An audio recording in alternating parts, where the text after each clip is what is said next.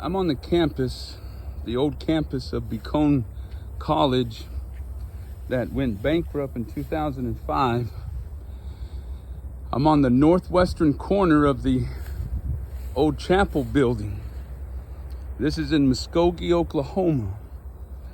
And they still have the historical markers, some of them here.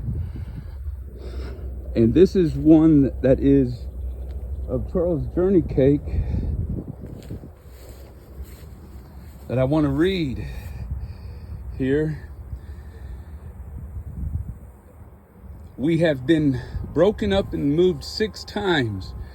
We have been despoiled of our property. We thought when we moved across the Missouri River and had paid for our homes in Kansas, we were safe. But in a few years, the white man wanted our country. We had good farms, built comfortable houses and big barns. We had schools for our children and churches where we listened to the same gospel the white man listens to. The white man came into our country from Missouri and drove our cattle and our horses away, and if our people followed them, they were killed. We try to forget these things, but we would not forget that the white man brought us the blessed gospel of Christ, the Christian's hope. This more than pays for all we have suffered. April 1886, Charles Journeycake, Chief of the Delawares.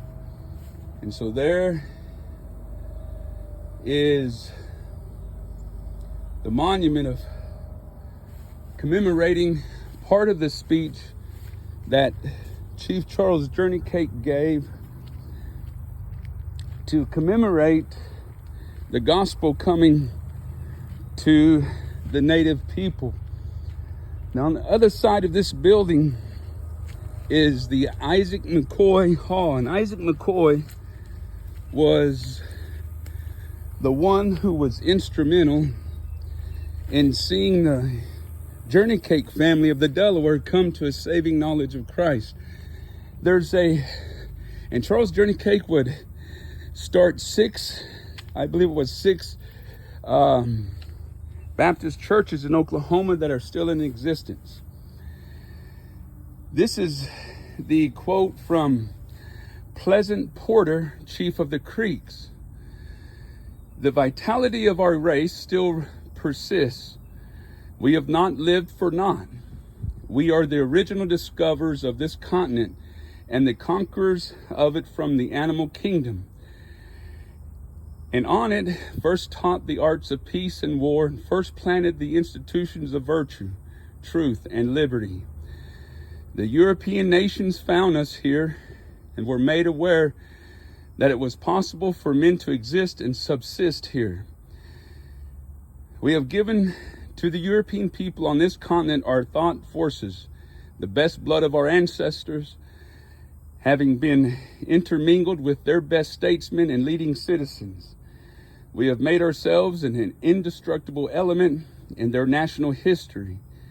We have led the vanguard of civilization in our conflicts with them for tribal existence from ocean to ocean, the race that has rendered this service to other nations of mankind cannot perish utterly.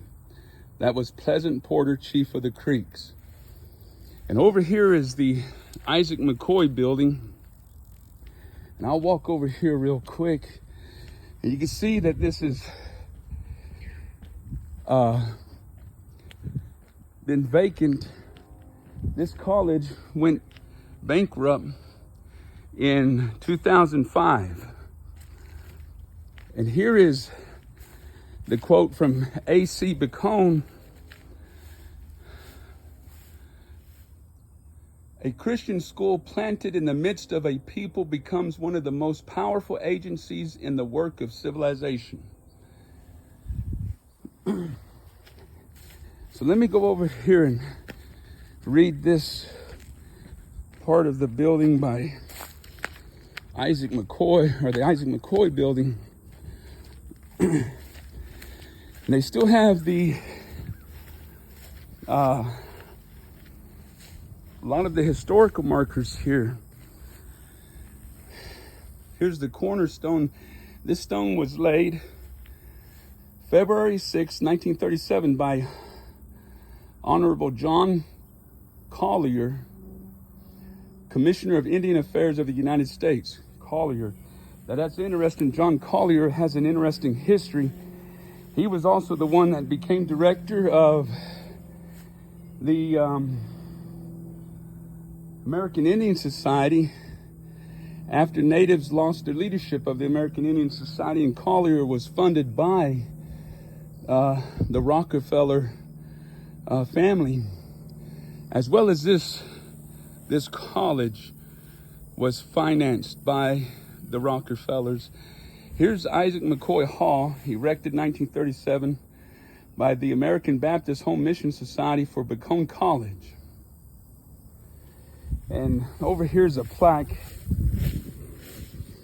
that tells, and so all of the buildings commemorate someone that was instrumental in Native mission work.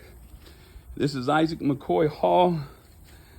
Isaac McCoy Hall, built in 1937, this classical revival building, originally constructed as a men's dormitory, is named for prominent Baptist missionary Isaac McCoy, who founded the First Baptist Church of Oklahoma, Muskogee Baptist Church, Ebenezer Station, just north of Muskogee, on September 9th, 1832. And so the cornerstone was laid February 6, 1937, by John Collier.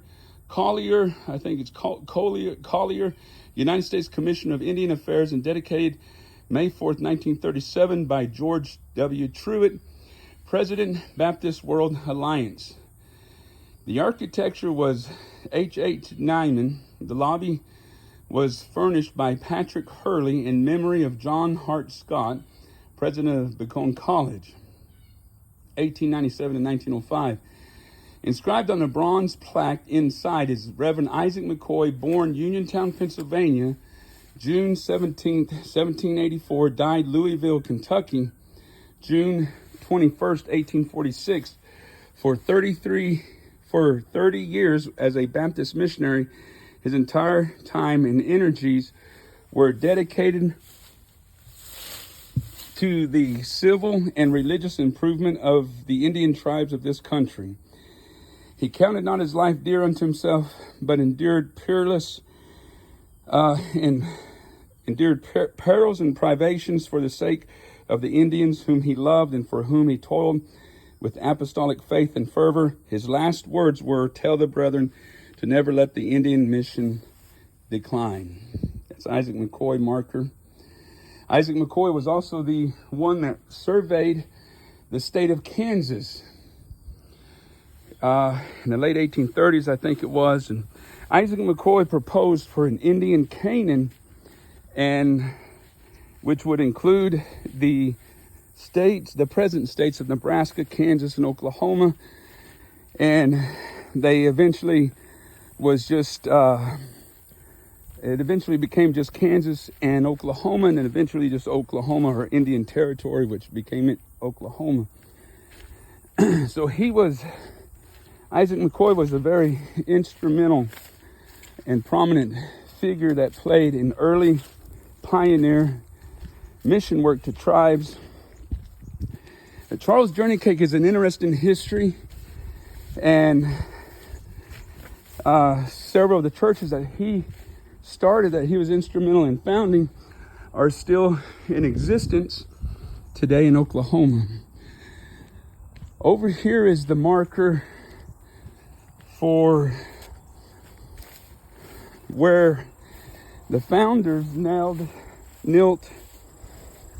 in prayer to dedicate this area. On this spot,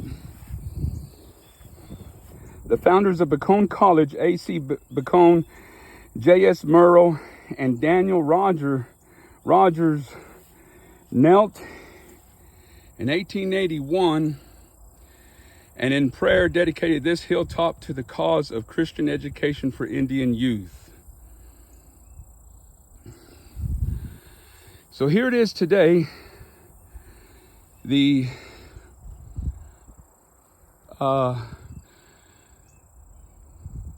remnants, the remains of Bacone College. Very prominent figures played a role in this establishment of this college that no longer exists.